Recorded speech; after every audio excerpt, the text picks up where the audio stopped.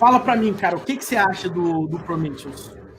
Então, cara, eu acho ele assim uma das melhores ferramentas assim de monitoramento hoje em dia, por questão de ser open source, por questão de ser feito em Go, então isso já faz ele ser bem otimizado, né? E consome bem pouco recurso. Teve alguém que perguntou aí quanto que ele está consumindo. A gente vai dar uma olhada, quanto que ele consome, né? A gente vai dar uma olhada aqui quando eu subir aqui o Kubernetes. Quando eu mostrar para o pessoal o Kubernetes, eu vou mostrar o consumo dele, mas eu botei aqui para listar. Nesse momento aqui, ele está usando 19 microns do core e 128 megas de memória. Cara, isso é muito pouco. É muito pouco. É muito pouco.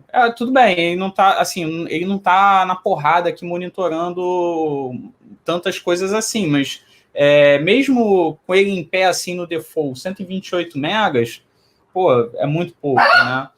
E minha cachorra aqui quis participar. Relaxa, a gente já teve no meio da live, tem que parar para espantar gato, Luiz. Mas a gente vê que consome pouco, né? E um ponto que você falou que é muito importante do desenvolvedor ter essa consciência de métricas. A gente fala muito de cenários como microserviços, né, de migração para microserviços. Ter as métricas de acesso das suas APIs é um fator que te ajuda na decisão de qual parte daquele monolito ali você vai migrar primeiro, porque você vai priorizar o quê? O que tem mais demanda, o que é mais consumido. Como é que você vai saber isso? Que você não tem, se você não tem monolito, você não consegue olhar nada, né? É monolito. Pronto. Exatamente. Então, se você não tem a métrica ali para te ajudar nesse processo de decisão, você vai, botar o dedo assim pro alto e eu vou começar por aqui. Né? E não é a melhor estratégia. Show de bola. O Luan perguntou: o monitoramento fica junto com a aplicação e se cair tudo? Cara, tipo assim, não fica junto com a aplicação. Depende, na realidade, né? Depende se você colocar ele dentro do Kubernetes, ele fica rodando lá junto, né? Explica como é que funciona dentro do Kubernetes, ô Fabrício. Dentro do Kubernetes, ele é um pod, assim como qualquer outro, né? Ele vai estar dentro de um container. E ele coleta tanto as métricas do cluster, a gente vai ver como, com alguns recursos que o Kubernetes tem, que ele expõe essas métricas para a gente, e pelos dois serem da CNCF, né, da Cloud Native Computing Foundation, já tem essa padronização, né, para expor esses dados para o Prometheus. Mas ele não pode, é claro, se ele cair, você não vai ter quem monitore ele, né? Quem monitora o monitoramento. Mas o ideal é você ter uma redundância, né? Você vai ter duas réplicas do Prometheus rodando. Se um cair, tem um outro ali. Daqui a pouco, quando o processo do Kubernetes, né? Se aquele nó cai e os pods que estão neles ali, que estavam neles, vão ser reschedulados para outro nó. Então você consegue ter essa resiliência aí, né? Mas claro, tudo tem seu ponto de falha. Você vai trabalhar para mitigar isso. Show, top. Cara, por onde que você acha que a gente começa aqui para mostrar as paradas? Será que eu começo com o meu ou começo com o seu? Começa no teu aí. Vou começar com o meu. O meu não tem cluster, o meu não tem nada. O meu é Docker Compose, ponto. Deixa eu fazer o seguinte, deixa eu parar de compartilhar minha tela, somente para vocês verem, galera. Eu tô com uma aplicação aqui. Então é o seguinte, galera. Deixa eu tirar o banner daqui também. Eu ia falar, o banner tá bem em cima do... Nossa, o banner ficou na apresentação, né? Bem em cima. Putz. Bom, paciência. Bom, então é o seguinte. Somente para vocês entenderem, pessoal, eu criei duas pastinhas aqui básicas. Eu criei uma pasta chamada e-commerce, porque era uma loja que eu tinha, um exemplo que eu tinha em Laravel. E eu falei, eu vou aproveitar esse projeto aqui mesmo para não ter que fazer setup do zero, tá? Mas o ponto aqui que você tem que olhar é que eu criei alguns endpoints aqui para mim, tá? Como que eu olho aqui? Aqui. Eu criei alguns endpoints somente para você se ligar. Eu criei um endpoint aqui chamado /metrics, tá? E esse barra metrics aqui é onde todo mundo, é onde o Prometheus ele vai acessar para pegar as informações. Então, essa vai ser a URL. Aí eu tenho mais 3 endpoints aqui, tá? Um que é barra response, que eu vou trazer alguns dados de response time. Todos esses dados que eu vou mostrar aqui para vocês são fabricados, eu vou mostrar aqui para vocês a rotina. Eu tenho aqui também um counter, que ele vai ficar contando, ele vai sempre incrementar. E ele tem aqui um no formato de gauge, tá? Então, vamos dar uma olhada rapidamente aqui para vocês se ligarem na parada. Quer ver? Ó, cadê aqui minha app? Prometheus, aqui, tá? Então, a parada é o seguinte, pessoal. Eu estou usando aqui um pacote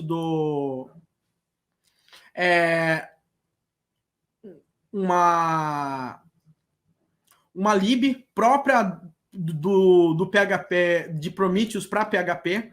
Ele tem isso, basicamente, deve ter milhares de implementações para tudo quanto é linguagem, para você não ficar tendo que se matar ali. Como é que funciona, como é que fica os arquivos.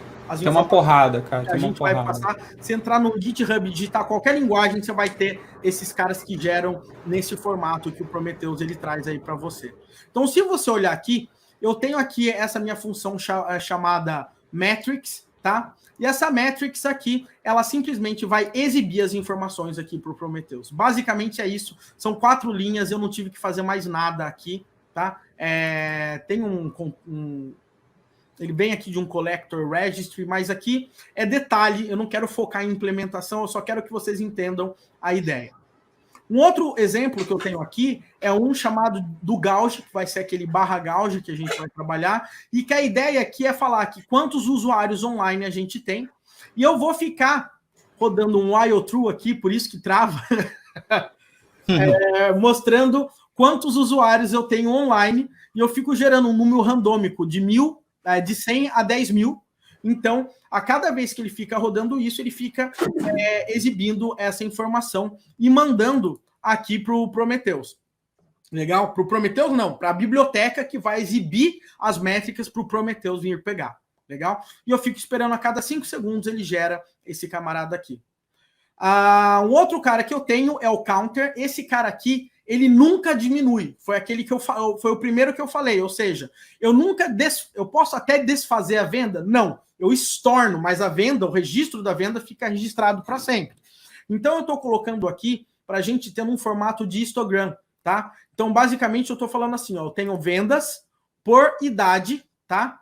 E esse cara aqui que a gente coloca vai ser como se fosse aquela propriedade, tá? Que é a idade no momento que o cara está fazendo a compra. E aqui eu estou falando para ele incrementar randomicamente de 5 a 10, de 1 a 5, baseado na idade de 16, 18, 20, 22 anos.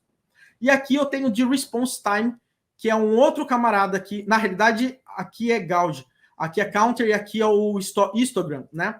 Aqui, basicamente, é um response time de uma API, tá?